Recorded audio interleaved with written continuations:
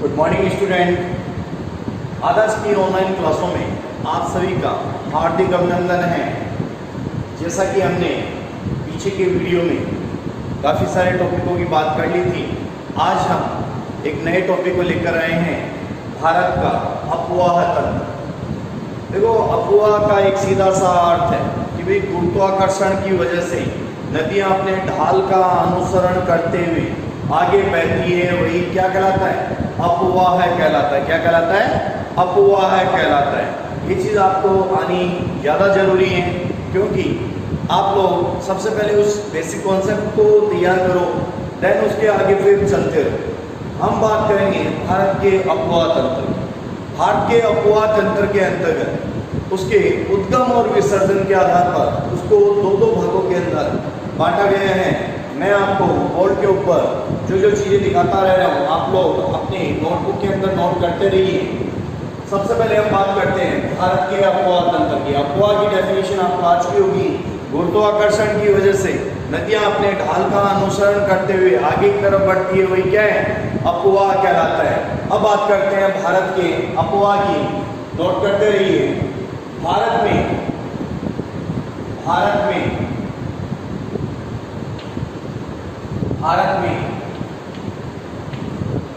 उद्गम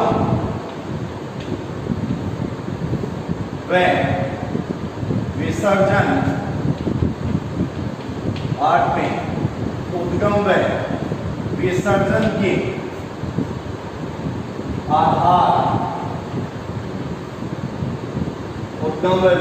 के आधार पर दो भागों में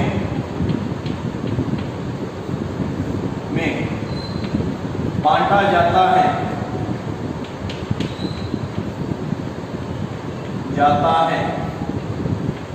नोट कर लीजिए आप इसे। दो भागों के अंदर बांटा जाता है, अपवाह तंत्र बनते हैं। उद्गम के आधार पर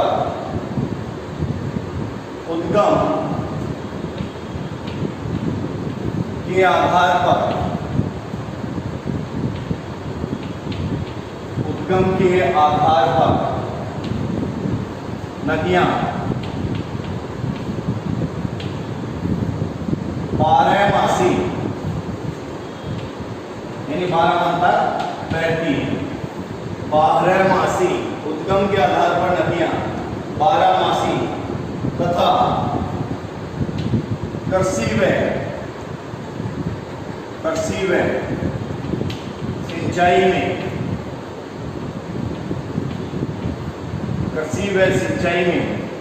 उपयोगी होती हैं।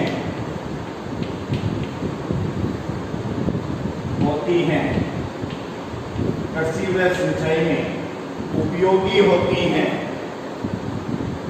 जबकि प्रायद्वीपीय पठार से निकलने वाली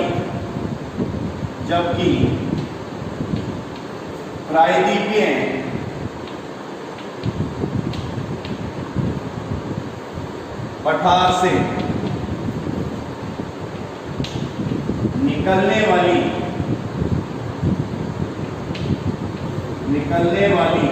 प्रायद्वीपीय पठार से निकलने वाली नदियां मौसमी व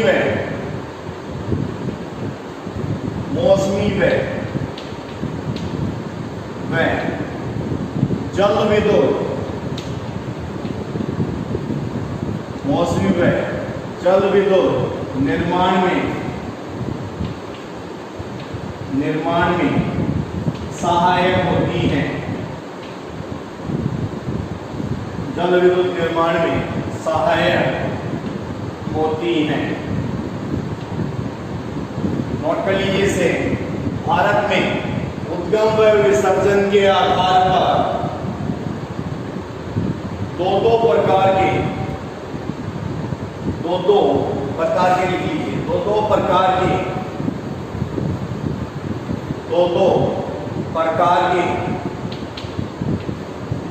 अपवाह तंत्र बनते हैं। अपवाह तंत्र बनते हैं। लाइन को थोड़ी सिद्ध कर लीजिएगा। भारत में उद्गम व विसर्जन के आधार पर दो प्रकार के अपवाह तंत्र बनते हैं। पहला, जैसे उद्गम के आधार पर नदियां, अगर जहां से उद्गम होता है नदियों का, उसके आधार पर उद्गम के आधार पर नदियां बारहमासी तथा कृषि व सिंचाई में उपयोगी होती हैं। यानी उद्गम के आधार पर नदियां 12 माह तक, जो उद्गम के आधार पर होती है वो 12 माह तक बहती है, 12मासी होती है, और कृषि व सिंचाई के अंदर ये नदियां उपयोगी होती है। जबकि जो प्रायद्वीपीय पठार से निकलने वाली जो नदियां हैं वो मौसमी होती है, मौसम के अनुसार चेंज होती रहती है। वे नदियां मौसमी व जल विद्युत निर्माण में उपयोगी होती हैं। आप लोग ये चीज ध्यान रखोगे और नोट कर लीजिए इतने मैटर को। आगे बढ़ते हैं हम फिर।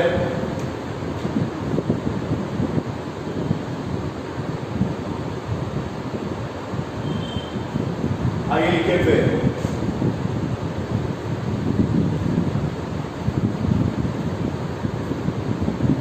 आप लोग वीडियो को सभी बच्चों तक पहुंचाने के लिए वीडियो को शेयर करते रहिए, ताकि हर बच्चे तक ये वीडियो पहुंच सके। आगे हम बात करते हैं विसर्जन के आधार पर। नोट कीजिए, विसर्जन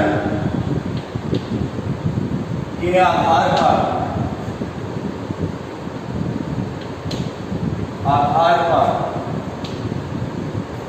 बंगाल की खाड़ी, बंगाल की खाड़ी, विसर्जन के आधार पर बंगाल की खाड़ी में गिरने वाली नदियां, बंगाल की खाड़ी में गिरने वाली नदियां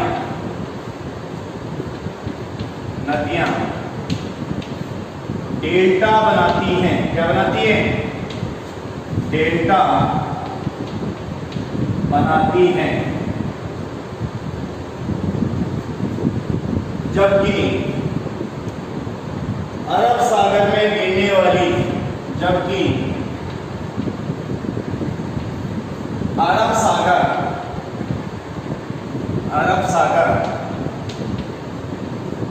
में गिरने वाली नदियां,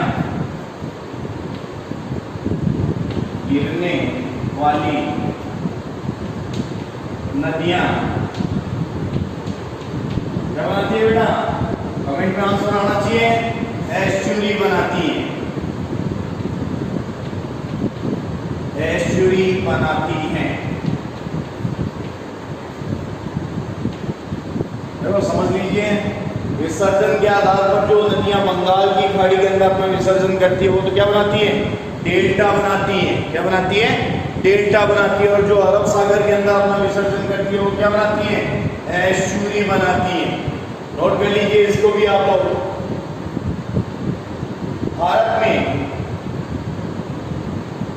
भारत में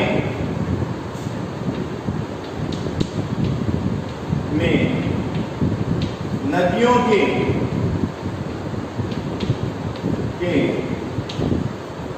इस विसर्जन, नदियों के इस विसर्जन को, नदियों के इस विसर्जन को महान जल विभाजक रेखा, महान जल विभाजक रेखा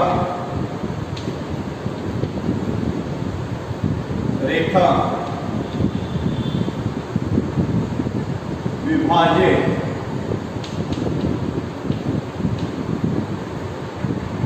करती है। महान जल विभाजक रेखा निर्धारित करती है, विभाजित करती है। जो भारत के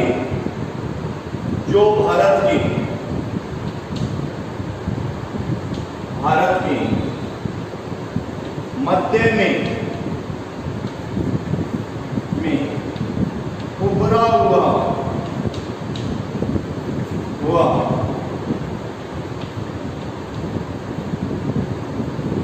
उच्चावच स्वरूप है, उच्चावच स्वरूप है।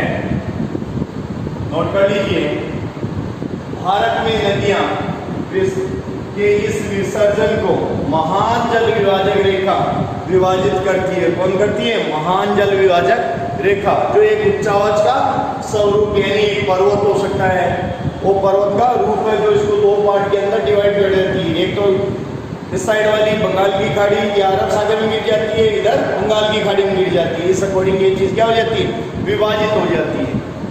ये बीच में एक उच्चावच का स्वरूप बन गया है। नोट कर लीजिए इसे।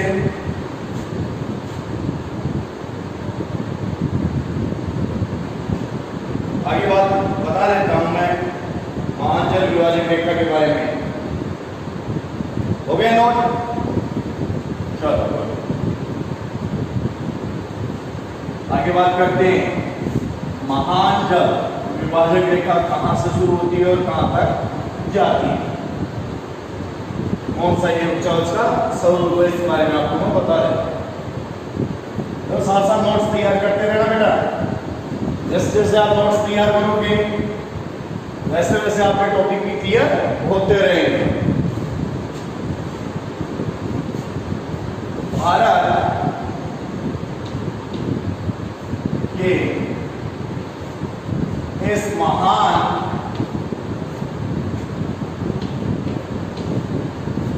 जल विभाजक रेखा, महान जल विभाजक रेखा का निर्माण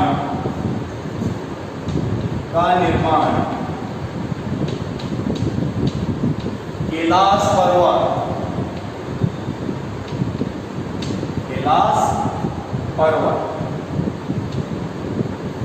देखो ये चीज नोट करते रहना। कैलाश पर्वत यानी सिंधु ब्रह्मपुत्र, सिंधु ब्रह्मपुत्र, सिंधु ब्रह्मपुत्र।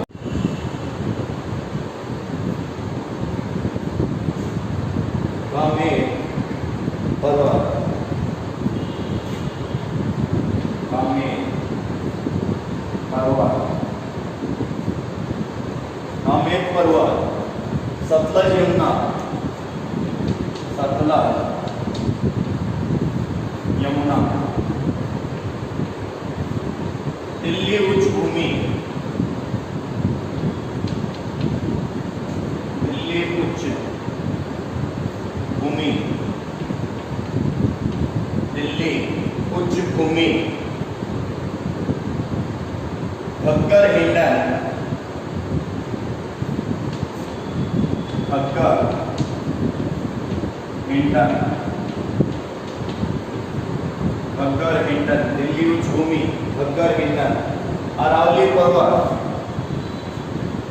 अरावली पर्वत, लूनी, लूनी, बनास। नोट करते रहिए बेटा साथ साथ में। लूनी, बनास, विंध्याचल पर्वत, विंध्याचल पर्वत, विंध्याचल पर्वत, विंध्याचल पर्वत, चंबल माही,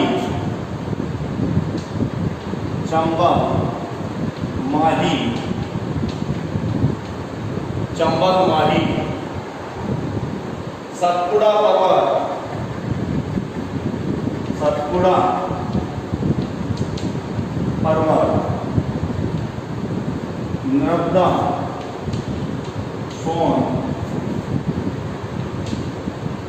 नर्मदा सोन तथा सह्याद्री पर्वत, सह्याद्री, सह्याद्री पर्वत, सह्याद्री पर्वत, गोदावरी व शरावती, गोदावरी व शरावती, गोदावरी में शरावती, नोट कर लीजिए। आदि उच्चावचीय इस्तेमाल करती स्वरूप मिलकर करते हैं। आदि उच्चावचीय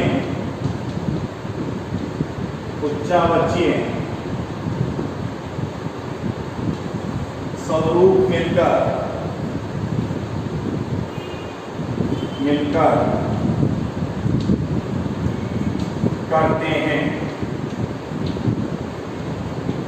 करते हैं।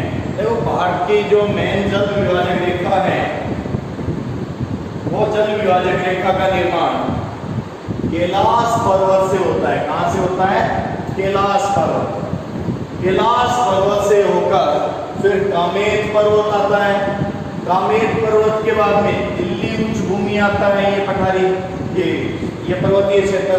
दिल्ली उच्च भूमि के बाद में ये अरावली पर्वत का रूप, फिर विंध्याचल पर्वत का रूप, और फिर सतपुड़ा पर्वत, फिर सह्याद्री पर्वत आदि उच्चावचीय स्वरूप बनाकर ये विभाजन का कार्य कर देते हैं। बीच में समझो एक पर्वत आ गया और वो पर्वत से नदियां इधर वाली इधर चली जाएगी, इधर वाली इधर गिर जाएगी। इसलिए ये महान जल विभाजन का कार्य करता है। नोट करते रहिए, साथ साथ में नोट कर लीजिए इसे, ताकि हम आगे चल सकें। इसके बाद हम बात करते हैं इसके जो विसर्जन है, विसर्जन की हम बात करेंगे कि भाई विसर्जन के आधार पर वही कुछ नदियां अरब सागर के अंदर गिर जाती हैं, कुछ बंगाल की खाड़ी के अंदर गिर जाती हैं। उसी चीज की हम बात कर रहे हैं। तो सबसे पहले हम बात कर रहे हैं अरब सागर के अंदर गिरने वाली नदियों की। कहाँ गिरने वाली नदियां? अरब सागर के अंदर गिरने वाली नदियां। नोट करते रहिए बेटा। अरब सागर में गिरने वाली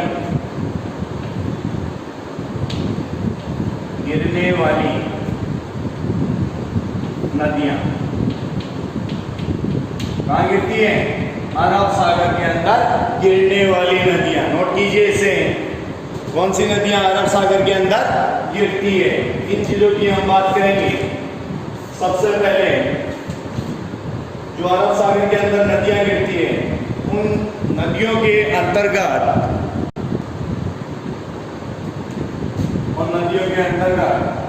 नर्मदा, दूसरी नोट करते चलिए इसको साथ साथ, तापी, साबरमती, नर्मदा, तापी, साबरमती, माही,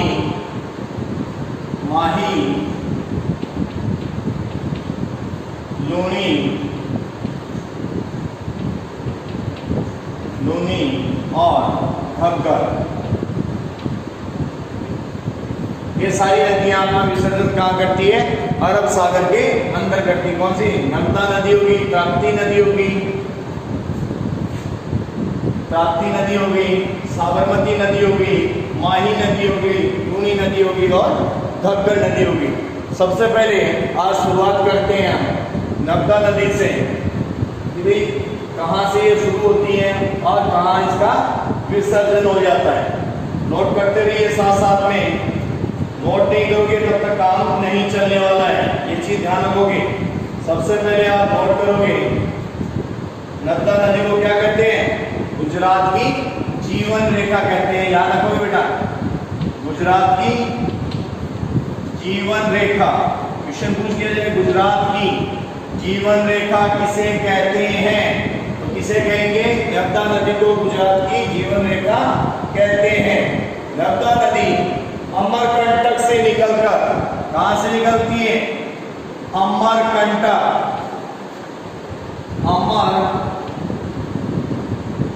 नर्मदा नदी अमरकंटक से निकलकर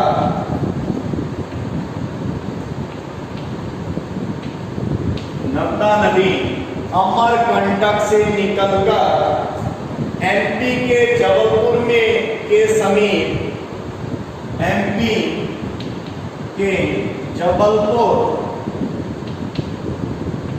जबलपुर के समीप धुआंधार जलप्रपात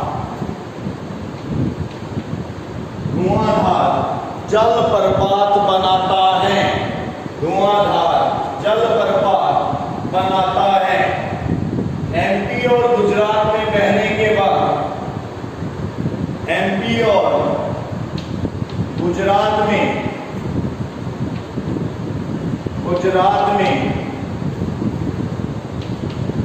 बहने के बाद नोट करते चलिए, एमपी और गुजरात में बहने के बाद गुजरात के भरूच के समीप से, गुजरात के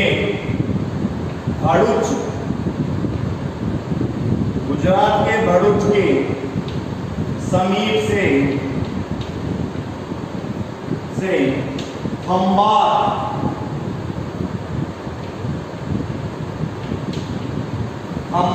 की खाड़ी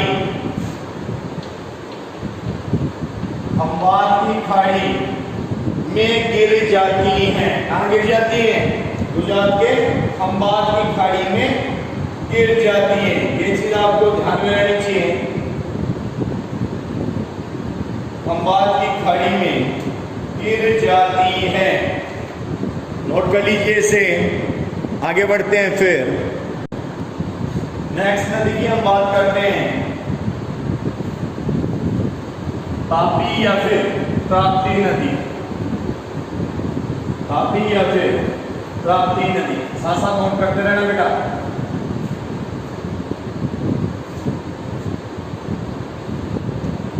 तापी वैसे क्या बोल सकते हैं, ताप्ती नदी। यह नदी नोट कीजिए आप, तापी या ताप्ती, यह मध्य प्रदेश के कहां से निकलती है? एमपी के बैतूल। कहां से निकलती है? एमपी के बैतूल से निकलकर, एमपी के बैतूल जिले से निकलकर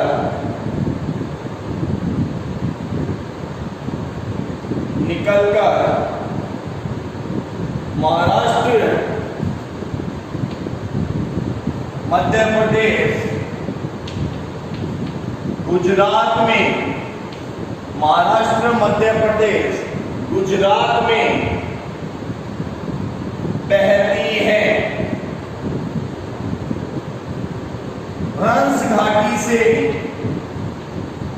प्रवाहित होती हुई अंत में खंबात की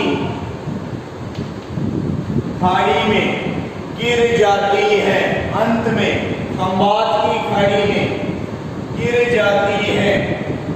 मुहाने पर, सूरत शहर, काकरापार व उकाई, सूरत शहर, काकरापार व उकाई द्वारा जल उपयोग किया जाता है। वह उकाई द्वारा जल उपयोग किया जाता है। अगली चीज को तापी या ताप्ती कहां से? मध्य प्रदेश के बैतूल जिले से निकलती है। कहां से निकलती है? मध्य प्रदेश के बैतूल जिले के मुल्ताई नामक स्थान के पास सतपुड़ा श्रेणी से ये निकलती है। ये चीज आपको याद रहनी चाहिए। देन ये महाराष्ट्र, मध्य प्रदेश और गुजरात के अंदर बहती हुई हंस घाटी से प्रवाहित होती हुई अंत में खंबात की खाड़ी में जाकर गिर जाती है। आगे हम बात करते हैं तीसरी नदी की, साबरमती नदी। तीसरी नदी साबरमती नदी की हम बात करते हैं। साबरमती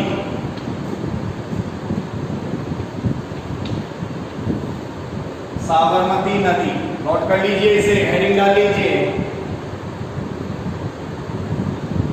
320 किलोमीटर लंबी या 320 किलोमीटर, नोट कीजिए 320 किलोमीटर लंबी राजस्थान के मेवाड़ की पहाड़ियों से निकलकर, कहां से निकलती है? राजस्थान के मेवाड़ की पहाड़ियों से, मेवाड़ की पहाड़ियों से निकल 320 किलोमीटर लंबी राजस्थान के मेवाड़ के पहाड़ियों से निकलकर खंबात की खाड़ी में गिर जाती है। कहां गिरती है? ये भी खंबात की खाड़ी में गिर जाती है। कहां गिरती है? खंबात की खाड़ी में गिर जाती है। तीसरी बड़ी पश्चिम में प्रवाहित होने वाली नदी है, कौन सी? तीसरी बड़ी नदी है जो पश्चिम के अंदर प्रवाहित होती है। तीसरी बड़ी नदी जो पश्चिम की तरफ प्रवाहित होती है। 320 किलोमीटर लंबी साबरमती नदी मेवाड़ की पहाड़ियों से निकलती है और बाद में खंबात की खाड़ी के अंदर जाकर गिर जाती है। पश्चिम में प्रवाहित होने वाली तीसरी बड़ी नदी है, कौन सी? साबरमती नदी। आगे बात करते हैं चौथी नदी की, माही नदी की। जो शॉर्ट नोट्स तैयार करते रहना बेटा। माही नदी, माही नदी हेडिंग डाल दीजिए। मध्य प्रदेश के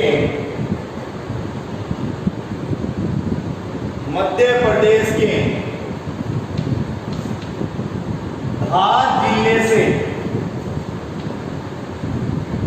मध्य प्रदेश के धार जिले से यह नदी निकलती है, यानी इसका उद्गम होता है। यह नदी 553 किलोमीटर की दूरी तय करने, कितनी? 553 किलोमीटर की दूरी तय करने के बाद, 553 किलोमीटर की दूरी तय करने के बाद खंबात की खाड़ी में गिर जाती है। कहां गिरती है ये नदी भी? खंबात की खाड़ी में, खंबात की खाड़ी में गिर जाती है। खंबात की खाड़ी में गिर जाती है। मध्य प्रदेश, राजस्थान, गुजरात के अंदर ये नदी फैली हुई है। इसकी जो साइड नदी है वो नदी सोम्प है, जाखम नदी है, नोट कर लीजिए। उसके बाद हम बात करते हैं पांचवी नदी, लूनी नदी की। जब डिटेल वाइज और पढ़ना है तो और भी वीडियो उसमें दिए हुए हैं नदियों के कुछ। जो लूनी ये नदियाँ, ये राजस्थान की नदियाँ हैं और राजस्थान की जो ज्योग्राफी के कुछ टॉपिक चल रहे हैं उसके अंदर बहुत सारी डिटेल दी हुई है, वहां से भी आप पढ़ सकते हैं इसको। उसके बाद पांचवा लूनी नदी, डिटेल वाइज अध्ययन और करवाया हुआ है लूनी नदी। उन वीडियो को भी साथ साथ आप देख लें। लूनी नदी कहां से निकलती है? अजमेर के नाग पहाड़ से। कहां से? अजमेर के नाग पहाड़,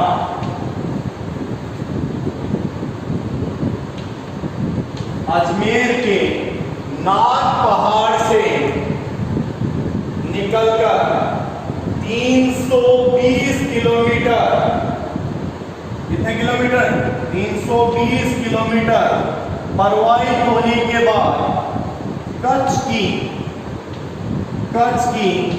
खाड़ी में गिर जाती है। कहां गिरती है? कच्छ की खाड़ी में गिर जाती है। कहां से निकलती है? अजमेर के नाग पर्वत से 320 किलोमीटर प्रवाहित होने के बाद कच्छ के दलदल में विलुप्त हो जाती है। इसकी जो साइड नदी है वो सरस्वती, जवाई, सुगड़ी, लीलड़ी व मीठड़ी नदी है। सुगड़ी, लीलड़ी और मीठड़ी नदी। आगे बात करते हैं लास्ट नदी जो अरब सागर की है, उस नदी की बात करते हैं, घग्गर नदी। घग्गर नदी, हेडिंग डाल लीजिए बेटा। घग्गर नदी शिवालिक पहाड़ियों से, कहां से निकलती है? शिवालिक पहाड़ियों से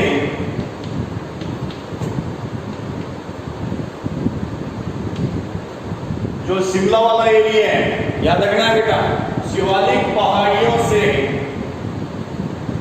शिमला के पास से निकलकर 465 किलोमीटर 465 किलोमीटर अंबाला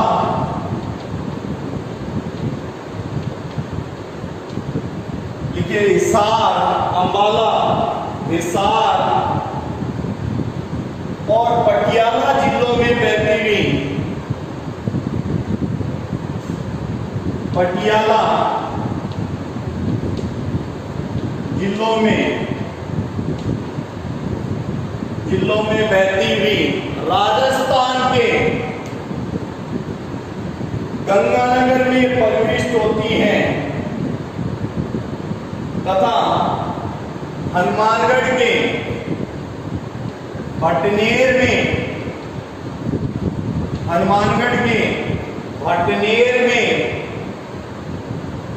मरुस्थल में, हनुमानगढ़ के भटनेर में मरुस्थल में विलुप्त हो जाती है। किसमें विलुप्त होती है? हनुमानगढ़ के भटनेर के मरुस्थल के अंदर विलुप्त हो जाती है। तो ये सारी नदियां हैं कौन सी? अरब सागर के अंदर गिरने वाली नदियां।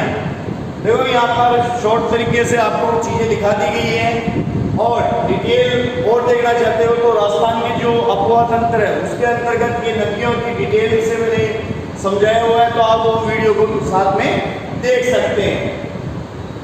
आगे हम बात करेंगे फिर बंगाल की खाड़ी की नदियों के बारे में। तो आप लोग जितने हो सके उतने दोस्तों के अंदर इस वीडियो को शेयर कीजिए, ताकि ये वीडियो सभी बच्चों तक पहुंच सके और सभी बच्चे अपने नोट साथ साथ में बनाते चलेंगे। इसी के साथ धन्यवाद, दुआ मिलते हैं हम नेक्स्ट वीडियो के साथ में।